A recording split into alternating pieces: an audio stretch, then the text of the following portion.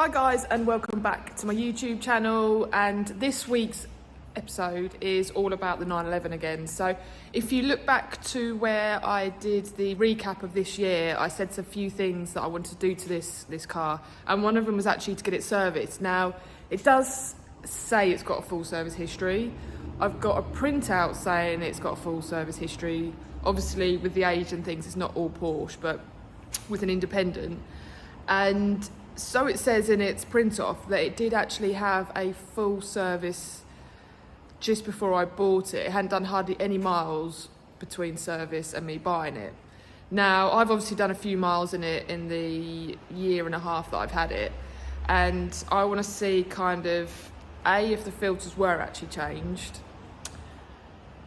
and B, what kind of state they're in. I'm also, so what I've got is, I've got all the filters, so oil, air, cabin, fuel, spark plugs. We're going to put a new sump plug in it, and mobile 1 040 oil is what we always put in the Porsches anyway. So yeah, let's get started. Going to get it up in the air, get the, not up in the air obviously, I'm going to take it up in the ramp and get underneath it and see, get the oil out and see what it looks like. So let's get going. Here she is, ladies and gentlemen. Looking a little bit dirty, and also if I go around the ramp, we're back on the winter wheels, the 17s, the horrible Carrera 4 alloys. I can't stand them, they look horrible. Much better those ones in the corner, but they're having a bit of a smarten up at the moment. So we're on the winter 17s. Here are the service parts, so as you can see all the filters, spark plugs are somewhere. There's your oil, mobile 1 040, so let's get cracking. So prior to an oil change, I just want to get it warm. It's the best practice to do. I always warm the car up for about 5 to 10 minutes. Engine is all now warm and we're underneath, and this here is the sump. So if I just put the light there, there's the sump plug, what we need to take out, and then you've got the oil filter just sitting there, so it's all really easily accessible on the 996. So yeah, I'm going to get this out. I'll let you know what size that is. That's a like a hex. So I've just had a look and seen what bit I need. So it's the 8 hex. If I get that close to the camera, that's what it is. It's an 8mm hex bit that I'm going to use to get that sump plug out.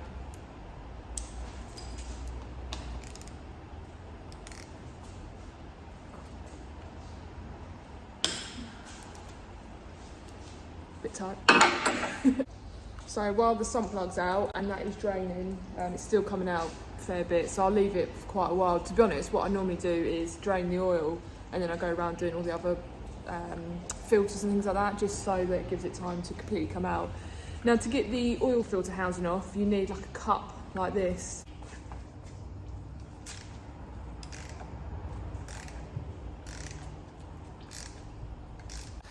Right, so both the sump plug and the oil filter out. So there's where the oil filter sat, up there in that housing. And then if we go over here, this is what it looks like. It's pretty dirty. I mean, look at that. If I just unbox the new one, you'll see the difference. So that there is the new one. One of the things I didn't mention at the start is that when I do an oil change, take out the dipstick, so that's out, and then also the top as well, so that it just aids the oil from coming out the engine. It doesn't get like a airlock on it type thing. So taking both of those out, stuffed a bit of tissue so that nothing falls down into that filler hole. Just giving you a bit of heads up of what I've taken out so far. So I've pulled this part out, that just pulls out, it's just held on by tabs there, so that just pulls out of there. You've then got a hose clip at the back here, which is on the throttle body, so that could just come out like that. And then there's also a 13mm that I'm just undoing at the moment that holds the airbox housing on. Also, I've taken out the air mass meter plug as well, so that's just a clip on the back. Just push that, that lifts up. So put that somewhere safe. I'll just put it back there. keep it out of the way. So once I take this 13mm out, I'll then be able to get all this out.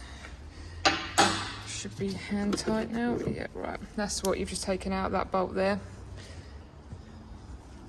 And then that's the whole air box out.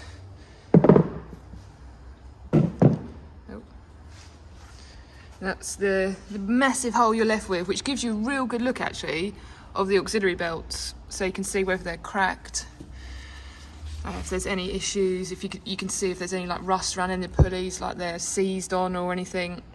Right, so with this air box, you have a load of these screws. Now they won't come out, but they're that one's a bit chewed up actually, but they're got like a flat or like a Phillips that you can use. So I've undone all those. There's quite a few dotted around, as you can see.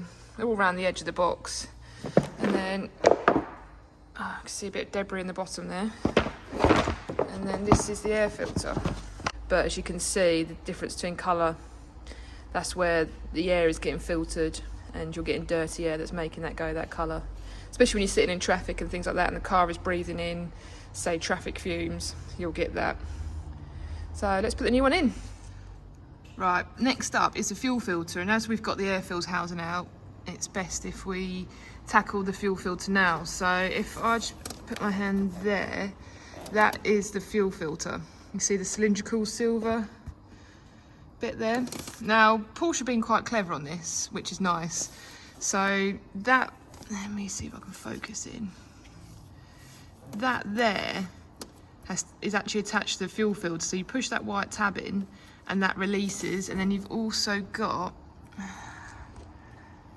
in here that has got to come out as well, so that goes into the front of it, and then there's also like an electrical component attached to the top of it. Let me show you on here because this is a new one.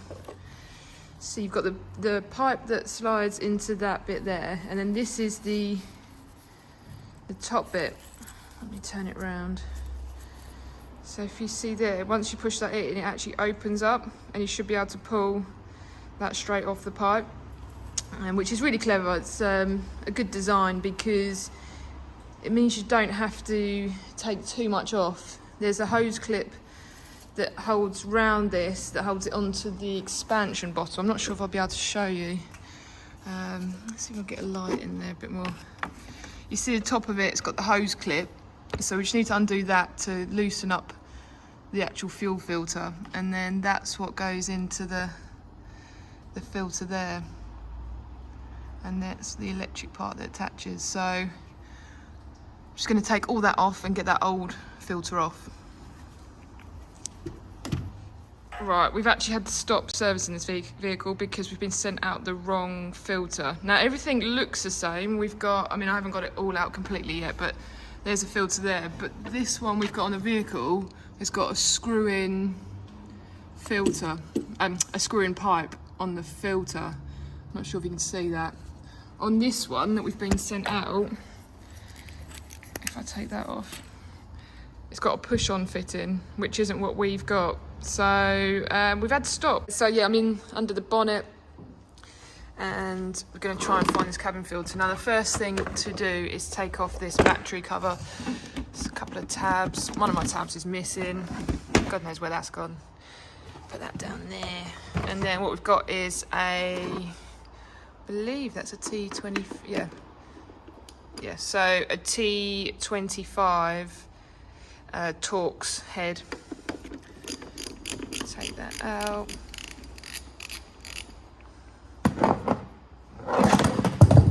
Oops.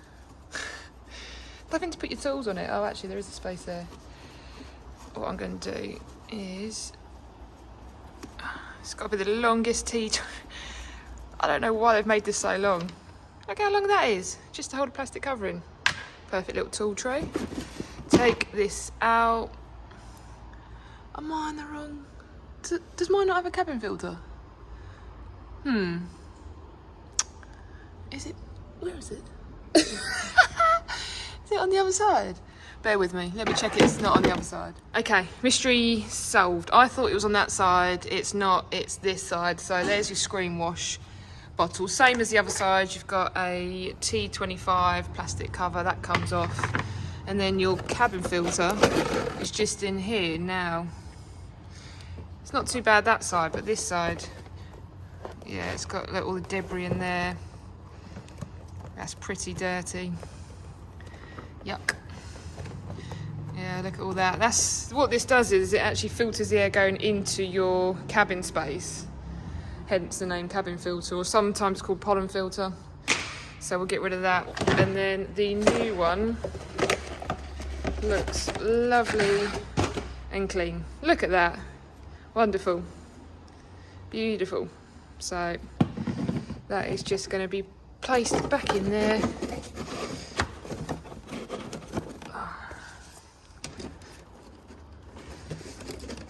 Airflow. Oh.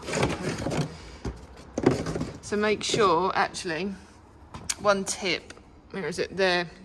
All cabin filters or pollen filters have a thing that says airflow on them, so it will tell you which way they need to go. Let's put that back in there. It's a little bit fiddly. I think I need both hands, so I'm just going to turn this off a second. There we go, all in position. Just poke that bit down. As you can see, there's a few bits of debris, so just down here. Although it's not too bad. I'm just going to hoover that out and then put all these covers back on, including the one that I took off the other side that I didn't need to. So you don't want to see me hoovering, so I'm going to end the video while we're under the bonnet area. That is where your screen wash goes. So there. Your battery is under here, and this is where your brake fluid is. So it's a little bit low, so I'm going to just top that up using .4. Does it say on there what it should have? Yeah, .4 brake fluid only. Some older cars have .3, so it's best just to check on your cap. It will say what it should have. So I'm just going to top it up to that, where it's just the bottom of that arrow there with .4. So one of the things I'm actually changing on this as well is the sump plug. So that's had quite a lot of damage on that. Look at that. I don't know if it's original. I don't know the history of it, but it's got some scoring marks on it. It's just an ordinary sump plug. So I'm replacing it with a magnetic one. So as you can see,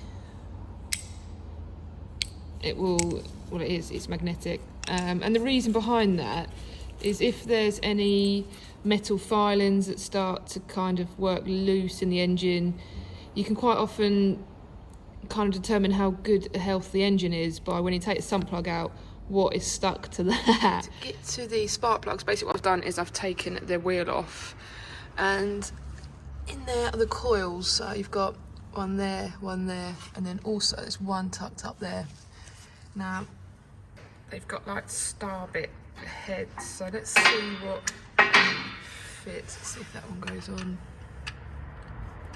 So that's a E11. See that? So that's one of those. Let's just check something smaller doesn't go on. E10. So it's not actually an E11. It is an E10. So the E10 fits perfectly onto that. Also, what I've used to get to some of the harder bolts on the coils is an 11. No, it's an 11. Definitely not an 11mm. Maybe it's an 8mm. I think it's an 8mm. Let me go and get an 8mm. I'm back. It is an 8mm, so an 8mm also fits on, and you can undo like that if you are tight of space. So I'm going to get these cool also to get the, so you've got this electrical connection here. You pull that up, and then you've got a tab there. So that tab there, you push that, unlocks it, and then you pull it off. Okay, I've just swapped over the spark plugs, and these are what I've taken out. Now, this is a single electrode, as you can see, and this is got the quad spark on it. But this car had these two different spark plugs in. So, and plus also in the service history, it said that these had been done about 10,000 miles ago. Yeah, I'm not so sure about that. These are pretty bad. So, one, I don't think the service history's right on it, and two, I don't know why someone has put two different types in. Crazy. Right, so there's the old filter. Here is the new one. So we've actually got the right one this time. As you can see, it's got, let's see if we can get that off. It's actually got a thread on it, which the other one didn't. So, which that one has. So 2 19mm spanners, I'll be able to twist that off and then put the new one on. So, done all the service, replaced all the filters, replaced the spark plugs, and now I've just got to fill it up with oil. Now, I only use the Mobile One 040 for the Porsche. It takes 8.5 litres, so I've got 2 5 litres. And yeah, this still has a dipstick, which is great. A lot of Porsches now don't have dipsticks. They actually have an electronic dash like level, so you turn the ignition on and it will actually read the oil level. This has both, so when I get in the car I know I've got enough oil because it will say on the dash, but I've also got a dipstick to manually check as well, which I really like. So yeah, but yeah, put the oil in and then I'm done. So I hope you enjoyed this video. Please like, subscribe. It was one of the tasks I wanted to get done over the winter for this car so that I can use it through the summer. Another one is to take the rear bumper off and attach the exhaust heat shields, but at least I've done a service now, at least. And looking at those spark plugs as well, I'm in shock at those spark plugs. Let's put that one down. Yeah, I'm in shock with those spark plugs. They were awful, so really glad I've changed those. And the filters definitely were in need of getting rid of, new oil, things like that. So usually when I get a new car I do actually service it straight away, but because I had the service history and I knew who'd done it, I thought that it would be okay and things like that. But I mean, how many miles have I done since I've had it? Probably about 7,000 or 8,000. So it was due at a service anyway, but those spark plugs, they haven't been done for a long time. But yeah, hope you enjoyed the video. If there's any questions you've got regarding the Porsche 911, please comment below. I'm happy to answer any questions that you guys have got. And yeah, hope you've enjoyed it. Thank you very much for watching. Thank you. Bye-bye.